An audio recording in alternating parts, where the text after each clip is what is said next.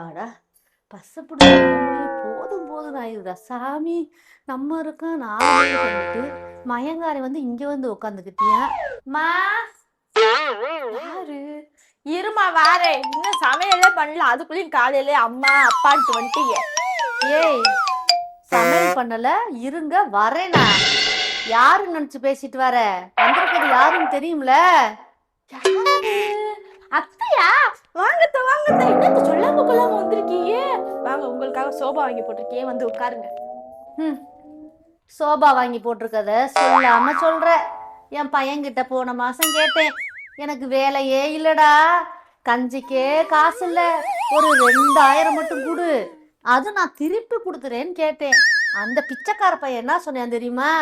எம்மா, நான் வேலைக்கு போய் 3 மாசம் ஆச்சு, என் பொண்டாட்டி ஏதோ தையல் மிஷின் வச்சிருக்க போய் அதுல 1-2 துணி வருது, தச்சு எனக்கு என் பிள்ளைகளுக்கு கஞ்சி ஊத்திட்டு இருக்கா, இத போய் என் பொண்டாட்டிட்ட சொன்னேன்னா செருப்பாலேயே அடிப்பா அப்படின்னு சொன்னானடி. எப்படி சோபா வாங்குனீங்க? அத்தை, நீங்க இப்படி அறிவு கெட்டத்தனமா இருந்திருக்கீங்க. அவர் உங்க காதுல பூவோ சுத்தி இருக்காரு, பொய் சொல்லியிருக்காரு அத்தை. போன வாரந்தே 1,00,000 சீட்டு காசு எடுத்துட்டு எனக்கு கொண்டு வந்து 3 பவுன்ல சங்கிலி எடுத்துக்க அப்படின்னு என்ன 3 பவுன் எடுக்க கூட்டு போனா அது 1,00,000 தான் இருக்கு. 3 பவுன் எடுக்க 3,00,000 வேணும்ட்டு அப்புறம் ஃப்ரிட்ஜு, வாஷிங் மிஷின் வெளியில இருக்கு, அப்புறம் இந்த சோபா எல்லாம் வாங்கிட்டு வந்தோம் தெரியுமா? அடி பாவி மகளே, நான் பெத்திரிக்க பாரு, நான் பட்டினியா கிடைக்கேன்னு 2000 கேட்டேன்டி. 2000! 1,00,000 ரூபாய கொண்டு வந்து இத்தனை பொருள் வாங்கி போட்டிருக்கியா? பெத்த தாய்க்கு 2000 கேட்டதுக்கு ஒத்த 1000 ரூபாய் கொடுத்துருக்கலாம்ல. உன்னைய கூட்டிட்டு போய் சங்கிலி எடுக்க போயிருக்கான்.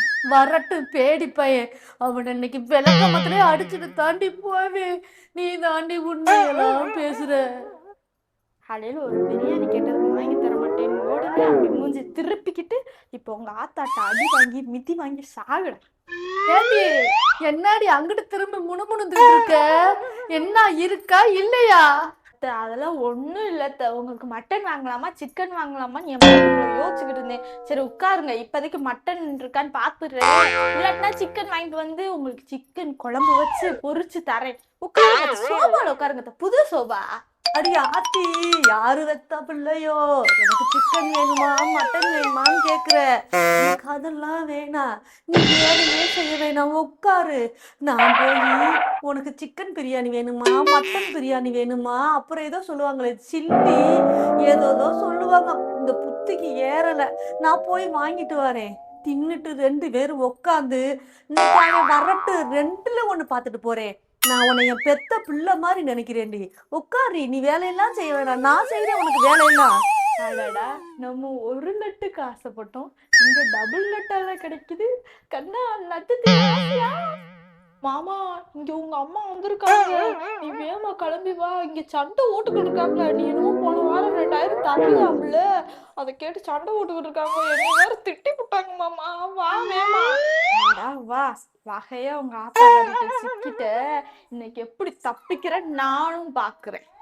இரு, நான் போய் பிரியாணி வாங்கிட்டு இன்னும் உனக்கு என்ன வேணும்னு சொல்லு, வாங்கிட்டு வந்துடுறேன்.